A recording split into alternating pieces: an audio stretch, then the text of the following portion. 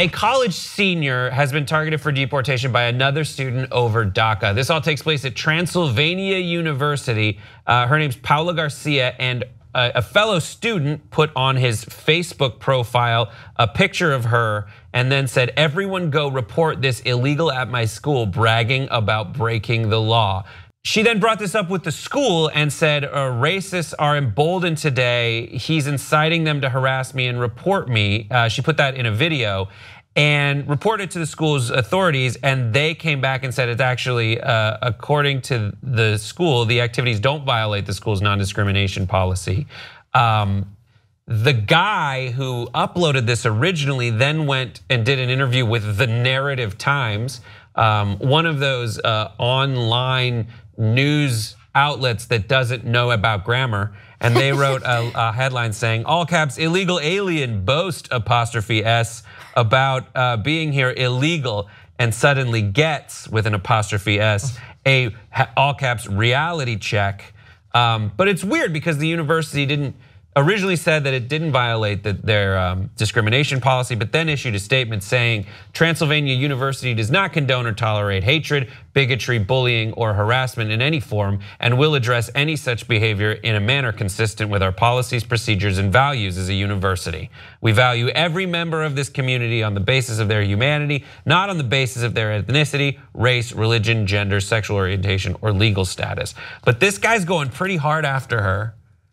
And what's she to do? Thoughts, 5 words or less. Let's deport white supremacists instead. I want to deport your students. That's my vampire voice. I don't know. Make America home again. But she's under DACA. Like that's what DACA is. DACA is a certification saying like you have a document. Yeah. You have a deferred action, so we're not going to deport you. What a weird situation to be in. It is a weird situation. I feel really bad for her because not only did like he post up, but then there was all these other comments that were like really racist and just really horrible and demeaning. And it's even more terrible that the school at first was like, nah, like he didn't break it. I don't know how there's no rules somehow broken within this whole process. Well, so update, he is no longer enrolled. Yes, that's true. Oh, I didn't have that update. Good job, Brett. At Transylvania. So he's out of Transylvania University. University. Out, but we don't know if he just like dropped out or if they kicked him out. Didn't really say. Okay, his name is Rag. She originally said, "I would love to." Taylor Rag. Taylor Rag. I would really love. Everybody know his name. She would really love to not walk the same stage with him at graduation, and now she doesn't have to. So good for her. What a weird situation. The background of this is that President Trump made a statement saying that he was going to cancel DACA after 6 months. Now, what that would, unless the Congress was able to come up with a way to save it. What that would do if it wasn't saved, then all these people, she was brought here at the age of 2, and she has gone to school, she studied hard, done everything right. She would have to go back to her country of origin, but she's never lived there really, not since she was 2. What a weird situation. And she says in the video that I've lived here for 19 years and America still doesn't feel like home. And I think that's really sad. I mean, if you live somewhere for an extended period of time, and I've lived, I don't want to. So you're from a different country. I'm not gonna like compare my situation. You're from Sweden. But you had to. I've moved around a lot, and I've lived in a lot of different countries, and I think it's important to feel welcome wherever you are, even if you're an expat or whatever. And of course, her situation is extremely different, and not comparing. But I'm just saying that it makes me sad that she doesn't feel like she is at home in her home. I would say I would lay hella low. I'm a scaredy cat. I would just be like, I don't know what you're doing. Oh yeah, she seems terrible. Who's she? Can I put a positive spin on this? Bring it. Please do. Please do. Help us. Work with me here.